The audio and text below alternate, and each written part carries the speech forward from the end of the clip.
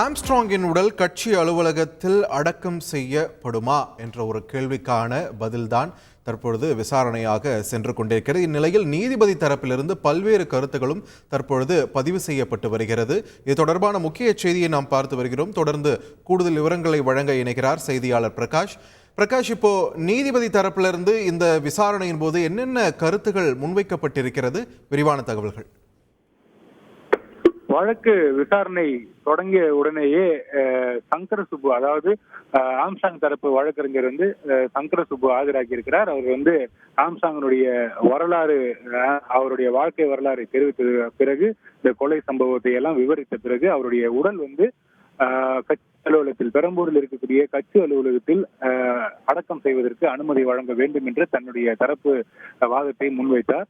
அதற்கு அரசு தரப்பு வழக்கறிஞர் இது குறுகலான சாலையாக இருக்கக்கூடிய காரணத்தினாலும், பொதுமக்கள் அதிகமாக வசிக்கக்கூடிய காரணமாக இருப்பதாலும் அந்த இடத்துல அடக்கம் செய்வதற்கு அனுமதி வழங்க முடியாது.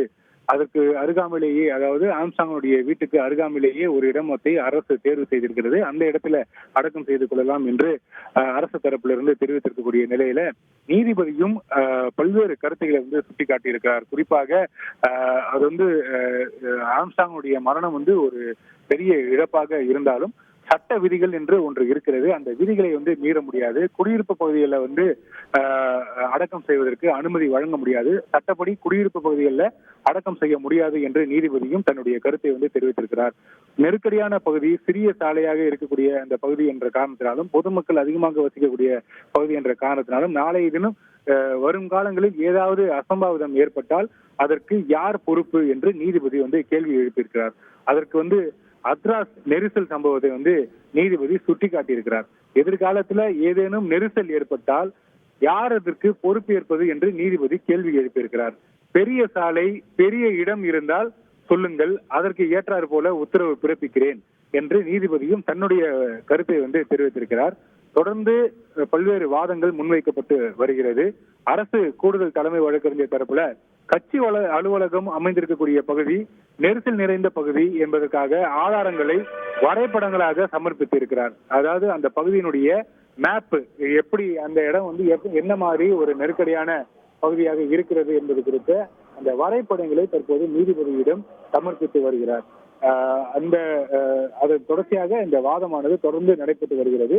தற்போதைக்கு அரசு ஒதுக்கும் இடத்தில் அடக்கம் செய்துவிட்டு வேறு இடத்தை அடையாளம் கண்டு மணிமண்டபம் கட்டிக்கொள்ளலாம் என்று நீதிபதி தன்னுடைய கருத்தை தெரிவித்திருக்கிறார். தற்போதைக்கு பிரச்சனைக்கு தீர்வு காண வேண்டும், எந்த சட்டம் ஒழுங்கு பிரச்சனையும் ஏற்படக்கூடாது என்று நீதிபதி தன்னுடைய கருத்தை தெரிவித்திருக்கிறார். இது ஒரு முக்கியமான ஒரு கருத்தாக நீதிபதியினுடைய ஒரு கருத்து என்பது முக்கியமாக பார்க்கப்படுகிறது.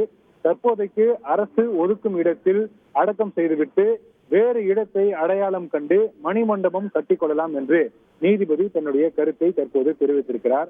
தற்போதைக்கு பிரச்சனைக்கு தீர்வு காண வேண்டும் என்பதில் கவனம் செலுத்த வேண்டும், எந்த சட்ட ஒழுங்கு பிரச்சனையும் ஏற்படக்கூடாது என்று நீதிபதி தன்னுடைய கருத்தை தெரிவித்திருக்கிறார்.